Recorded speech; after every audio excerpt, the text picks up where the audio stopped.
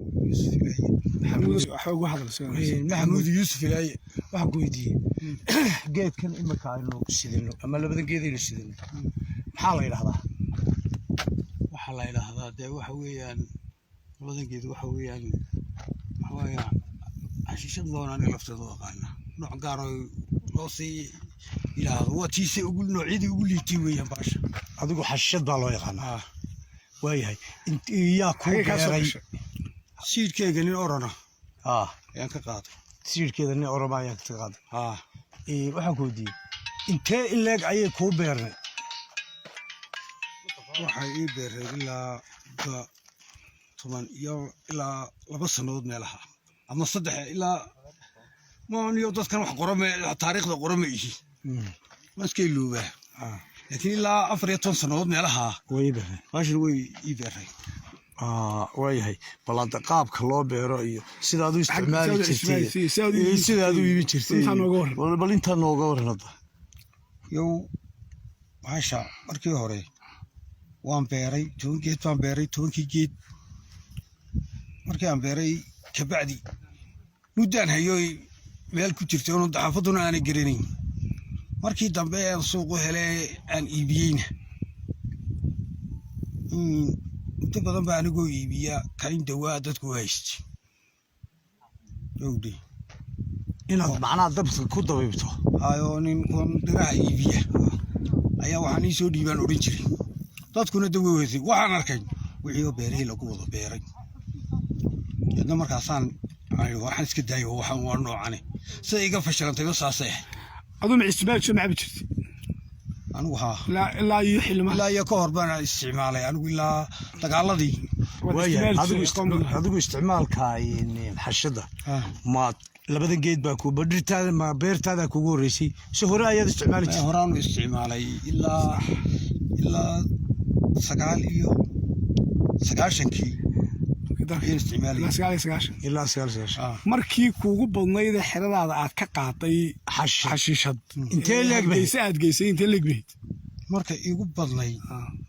wixii lacag laga siistay waxa ugu badnaa baan u maleeyaa 6 milyan ayaan hubaa 6 milyan baa kugu badnaa tirada kaynta meesha aad ku beertay imka loo sheegay baynu aragnaa ma sheegi kartaa intii markii kugu badnayd tirada beerta tirada meesha aan ku beeray kaynta markii ugu badnayd kaynta dherkaas waxay ahayd markaa tira ilaa 200 geed ilaa 200 geed tirada ilaa 200 geed beerahan kale jaarkaaga siid ma ka qaataan ma ku beerta siid abanin baa iga qaaday saanu hadal 2 nin baa siid iga qaaday 2 nin baa siid ka qaaday labadan nin xagay geedinina in waa ninka armaa iibinayay xalay toole baasha la ninka xalay toole aad qabateen mid waa ka xalay aan qabanay hay ninka kalena midna waa nin kale oo magaalada jooga saldhigu jooga laakiin ninkaasi waxaan wali wax naflana inaanu ka helin saldhigu jooga markaad leedahay ma askarteedu ka mid yihiin waa mid xidhan maxbuus maxaa la yiraahdaa ninka xidhan waxaa la yidhahdaa magaciisa jamaal baa la yidhahdaa kan kale ee kula isticmaali jiray siidhka isaguna ka qaatay maxaa la yidhahdaa khadar cartuha kaas khadar cartuha la yidhahdaa oo khadar cartuha imika ku jooga tanoo dhumala ku jira waa xidhay baa lagu yiri